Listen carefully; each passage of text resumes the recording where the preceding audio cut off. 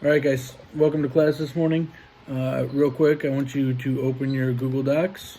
I have a quick write shared on the screen for you. I would like you to complete the quick write and share it with me. The quick write is in 4 to 5 sentences. Please describe to me what empathy is and describe a time in your life where you have felt empathy for someone. I'm going to give you guys 4 minutes to complete that. And then we're going to have one person share, and everybody will be turning this in before class ends. So the timer will start now.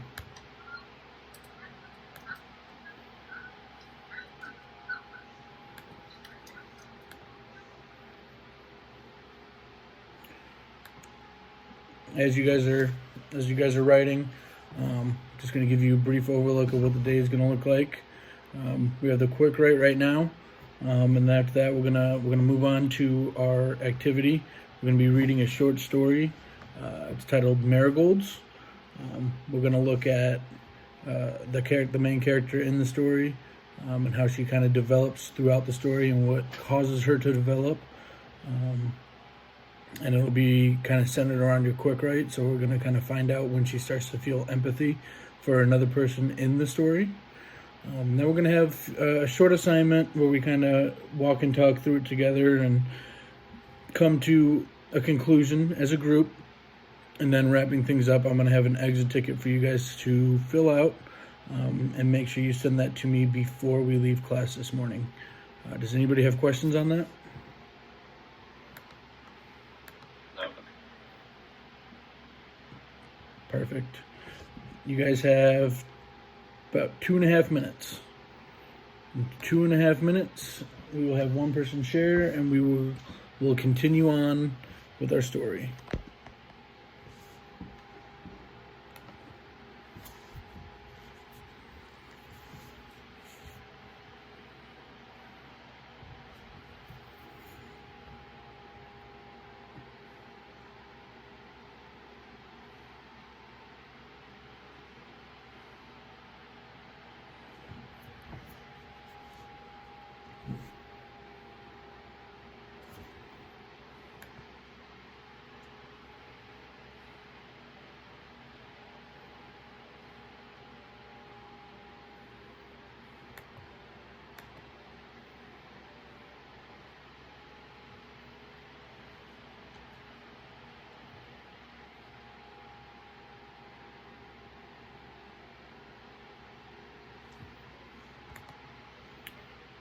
A minute and a half left. We should be finishing up.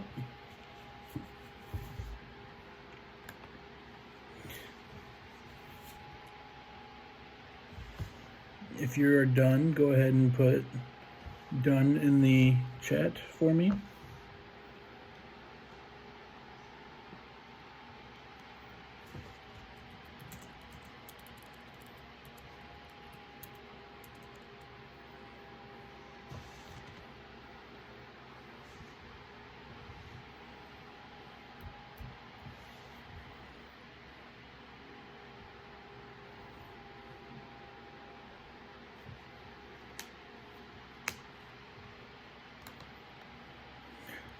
$50 seconds.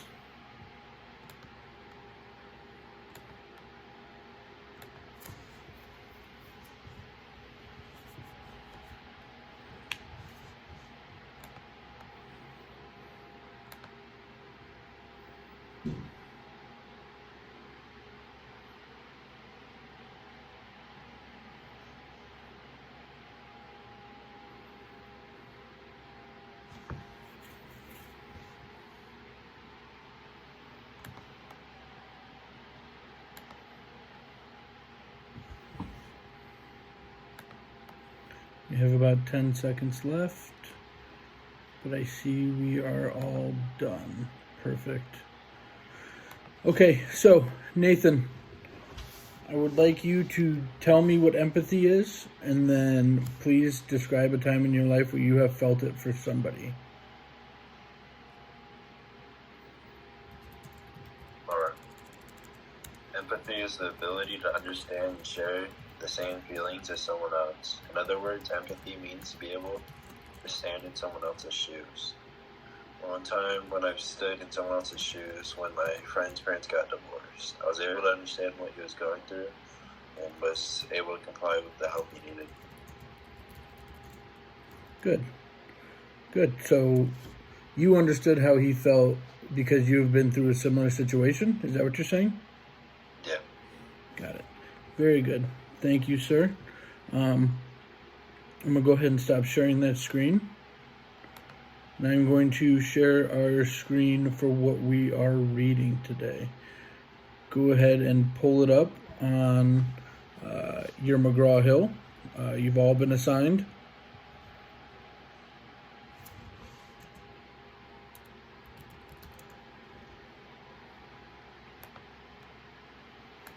I'll give you about a minute to pull that up.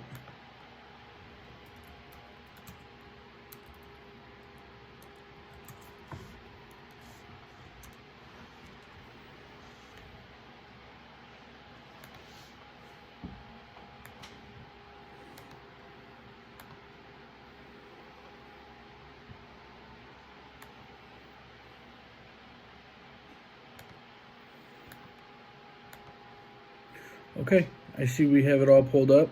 I'm going to go ahead and start the audio. Make sure we all keep ourselves muted so we can hear it. I will be pausing it from time to time, and we can discuss some of the things that are happening in the story, as well as how we feel about those things. So we're going to go ahead and get started right now.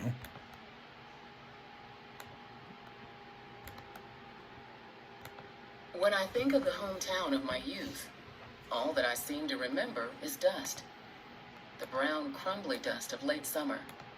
Arid, sterile dust that gets into the eyes and makes them water, gets into the throat and between the toes of bare brown feet. I don't know why I should remember only the dust. Surely there must have been lush green lawns and paved streets under leafy shade trees somewhere in town.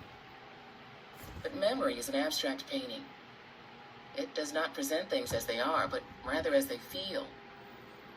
And so, when I think of that time and that place, I remember only the dry September of the dirt roads and grassless yards of the shanty town where I lived. And one other thing I remember, another incongruency of memory, a brilliant splash of sunny yellow against the dust. Miss Lottie's marigolds. Whenever the memory of those marigolds flashes across my mind, a strange nostalgia comes with it and remains long after the picture is faded. I feel again the chaotic emotions of adolescence, elusive as smoke, yet as real as the potted geranium before me now. Joy and rage and wild animal gladness and shame become tangled together in the multicolored skein of 14 going on 15 as I recall that devastating moment when I was suddenly more woman than child, years ago in Miss Lottie's yard. I think of those marigolds at the strangest times. I remember them vividly now as I desperately pass away the time. I suppose that futile waiting was the sorrowful background music of our impoverished little community when I was young. The depression that gripped the nation was no new thing to us, for the black workers of rural Maryland had always been depressed. I don't know what it was that we were waiting for, certainly not for the prosperity that was just around the corner. For those were white folks' words, which we never believed. Nor did we wait for hard work and thrift to pay off in shining success, as the American dream promised. For we knew better than that, too. Okay, so real quick, we have a lot of information here. Back in the first paragraph, if you remember last week when we started talking about this assignment, we know that this story takes place during the Great Depression and the Dust Bowl. What are some of the words that we can see in the first paragraph that lets us know that this maybe isn't the richest town and they're really struggling due to the Dust Bowl?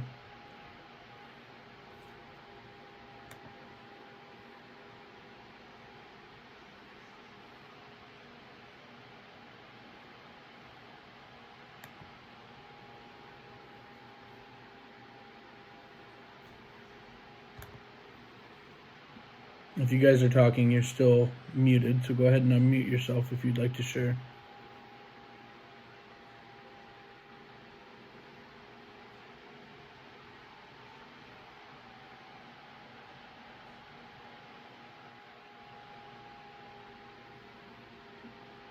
Do we not understand the question?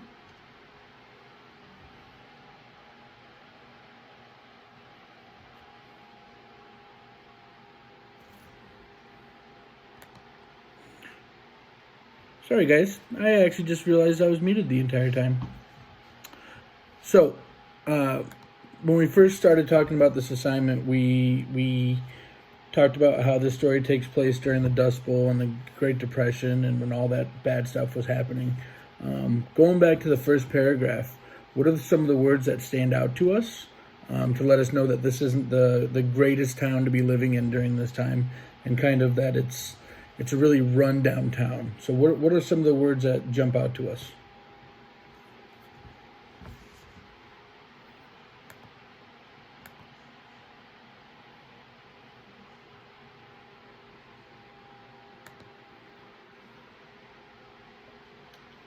Some words that pop out to me is maybe like a lonely town or abandoned. Lonely, abandoned. So those are in the first paragraph. What about crumbly dust of late summer, sterile dust that gets into your eyes and make them water, dry September, dirt roads, grassless yards, and a big one is they describe it as shanty town. Run down, only thing that is left is dirt because everything has been taken. Yep. Good. So then back into our third paragraph, it has our vocab word of prosperity. Can anybody tell me what prosperity means?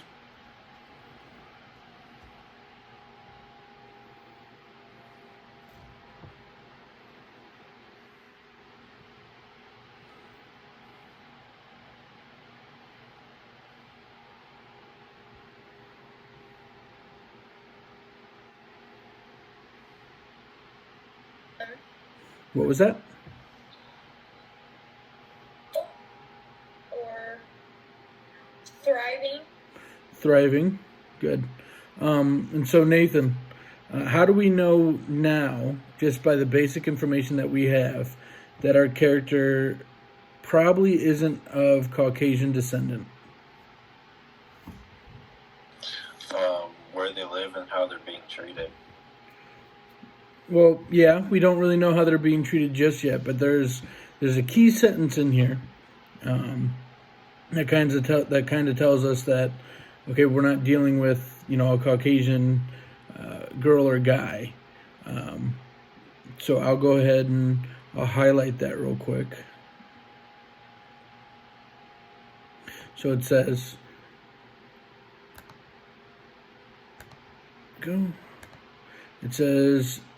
I don't know what it is that we were waiting for. Certainly not the prosperity that was just around the corner. Those were white folks' words, which we never believed. So yes, we do get a sense that they're not being treated very well, but we also get that key little detail right there where it says those were white folks' words. Good. We are going to continue. Perhaps we waited for a miracle, amorphous in concept, but necessary if one were to have the grit to rise before dawn each day and labor in the white man's vineyard until after dark, or to wander about in the September dust, offering one's sweat in return for some meager share of bread. But God was chary with miracles in those days, and so we waited and waited. We children, of course, were only vaguely aware of the extent of our poverty. Having no radios, few newspapers, and no magazines, we were somewhat unaware of the world outside our community. Nowadays, we would be called culturally deprived, and people would write books and hold conferences about us. In those days, everybody we knew was just as hungry and ill-clad as we were. Poverty was the cage in which we were all trapped, and our hatred of it was still the vague, undirected restlessness of the zoo-bred flamingo, who knows that nature created him to fly free. As I think of those days, I feel most poignantly the tag end of summer, the bright, dry times when we began to have a sense of shortening days and the imminence of the cold. By the time I was 14, my brother Joey and I were the only children left at our house, the older ones having left home for early marriage or the lure of the city, and the two babies having been sent to relatives who might care for them better than we. Joey was 3 years younger than I, and a boy, and therefore vastly inferior. Each morning, our mother and father trudged wearily down the dirt road and around the bend, she to her domestic job, he to his daily, unsuccessful quest for work. After our few chores around the tumble-down shanty, Joey and I were free to run wild in the sun with other children similarly situated. Okay, so in that last paragraph, Samantha, can you tell me what... Your mic is still muted. Thank you, Nathan. In that last paragraph, Samantha, can you tell me what it is that Mom does for a living?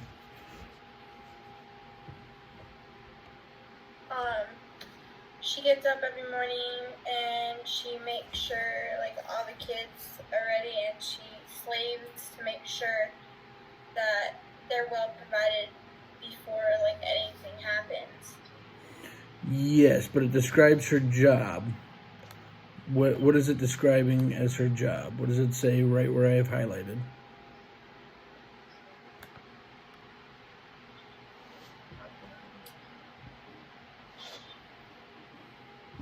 Her job is to be a mother No. and to support the family. Yes, but what type of job does she have? It starts with a D. Each morning, our mother and father trudged wearily down the dirt road and around the bend, she to her domestic job. So what type of job did she have? A domestic, so she took care of like the animals. Mm-hmm. What is... Do me a favor. I'm going to have Nathan answer this next question, and I would like you to look up domestic for me. So, Nathan, Okay. what is Dad's job?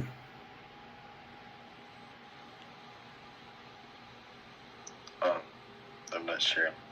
You aren't sure? Well, what does it say next to what Mom does?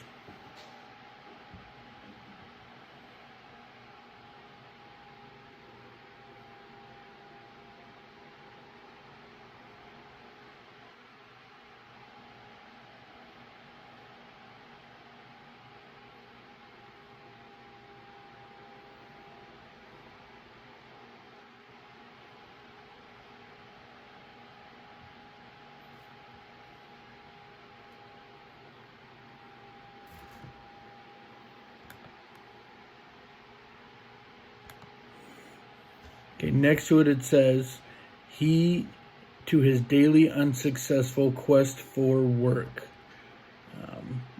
So when it says that, do we really feel like Dad has a job? No. No, because he's on his daily unsuccessful quest for work. So he's looking for work.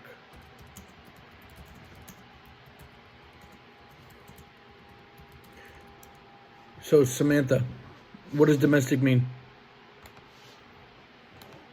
It means relating to the home, the household affairs. So, like taming domestic animals or working household affairs. So her job is to run the home, right? Yes. Good. Okay, we are going to continue on. Make sure we are following along. For the most part, those days are ill-defined in my memory, running together and combining like a fresh watercolor painting left out in the rain. Your mic muted. I remember squatting in the road, drawing a picture in the dust, a picture which Joey gleefully erased with one sweep of his dirty foot. I remember fishing by the creek and watching sadly as they eluded my cupped hands while Joey laughed uproariously. And I remember that year a strange restlessness of body and of spirit, a feeling that something old and familiar was ending, and something unknown and therefore terrifying was beginning. One day returns to me with special clarity for some reason. Perhaps because it was the beginning of the experience that, in some inexplicable way, marked the infant innocence. I was loafing under the great oak tree in our yard, deep in some reverie which I have now forgotten, except that it involved some secret thoughts of one of the Harris boys across the yard. Joey and a bunch of kids were bored now.